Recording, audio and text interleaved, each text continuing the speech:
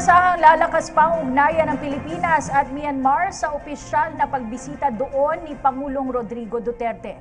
Pinagtibay din ng dalawang bansa ang kasunduan hinggil sa food security. Nakipagpulong din si Pangulong Duterte sa Myanmar o Pangulong Myanmar State Councilor Aung San Suu Kyi kung saan nagkaloob ng $300,000 sa Pilipinas sa Myanmar para sa humanitarian efforts. May report si Jervis Manan mula sa Naypyidaw, Myanmar. Yes, Cathy at Aljo, kakatapos nga lamang ng isinagawang bilateral meeting sa pagitan ni Pangulong Duterte at ni Myanmar President U Tin Jo. Ngayon kasi yung day 2 ng official visit ni Pangulong Duterte at ng kanyang delegasyon dito sa Naypyidaw sa bansang Myanmar. Kasama sa mga highlights niyan ang pagdodonate ng Pilipinas ng $300,000 sa Myanmar o katumbas yan ng nasa 15 million pesos para sa humanitarian efforts sa Rakhine State ng Myanmar. Yung Rakhine State kasi ay ang tahanan ng mga Rohingya refugees.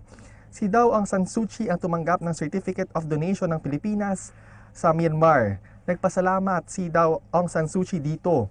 Ang donasyon na raw ito ay lalong papatibay ng samahan ng Pilipinas at ng Myanmar, lalo na pareho itong miyembro ng ASEAN. Ang ibang bansa daw sa ASEAN ay nag-donate na rin sa Rakhine State ng Myanmar. Closed door yung naging meeting between President Duterte at ni Aung San Suu Kyi at nakapasok lamang tayo noong patapos na ang kanilang pagpupulong. Bilang tanda ng courtesy ay nagbigay pa ng isang bouquet na rosas ang ating Pangulo kay Aung San Suu Kyi. Si Aung San Suu Kyi ang kasalukuyang state councilor ng bansang Myanmar o parang katumbas yan ng Prime Minister. Pero bago pa yan ay nakilala na siya dahil isa siyang democratic icon at isang awardee din ng Nobel Peace Prize.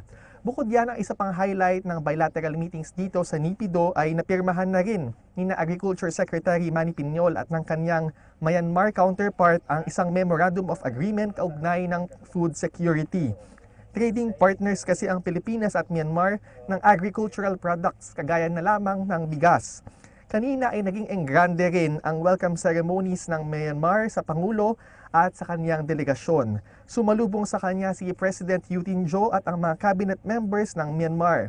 Kasama naman sa ating Philippine delegation sina Senators Alan Peter Cayetano, Tito Soto at mga cabinet members gaya ni na Secretary Delfin Lorenzana, Secretary Ramon Lopez, Acting Secretary Enrique Manalo at si PIDEA Chief Isidro La Peña. Nag-courtesy call din ng Pangulo kanina sa mga Pinoy na may-ari ng mga kumpanya dito sa Myanmar. Right now ay may isang high tea o may isang ceremonial meeting ang ating Pangulo kasama naman si Commander-in-Chief Senior General Min Aung Hlaing. At maya-maya lamang ay babalik siya sa Presidential Palace para naman sa isang engrandeng banquet. Alas 9 ng gabi dito o 10:30 ng gabi dyan sa Pilipinas, inaasahan na lilipad ang Pangulo at ang kanyang delegasyon patungong Bangkok, Thailand. Overall ay naging payapa naman ang official visit niya dito at walang naging aberya at nasunod naman ang kanyang schedule. Sabi sa atin ni Senator Alan Peter Cayetano ay yung official visit na ito ay nagsusulong ng mas matibay na regional cooperation o pagtutulungan sa mga bansa sa Southeast Asia. Maganda daw ang kanilang outlook dahil nagbo-boom din naman ang business sa Myanmar. At through this visit daw, umaasa sila na mapapalakas pa ang trade and economic cooperation ng dalawang bansa. Yan muna ang latest mula dito sa Naypyidaw, Myanmar. Balik sa inyo, Cathy at Aljo. Maraming salamat, Jervis Manahan.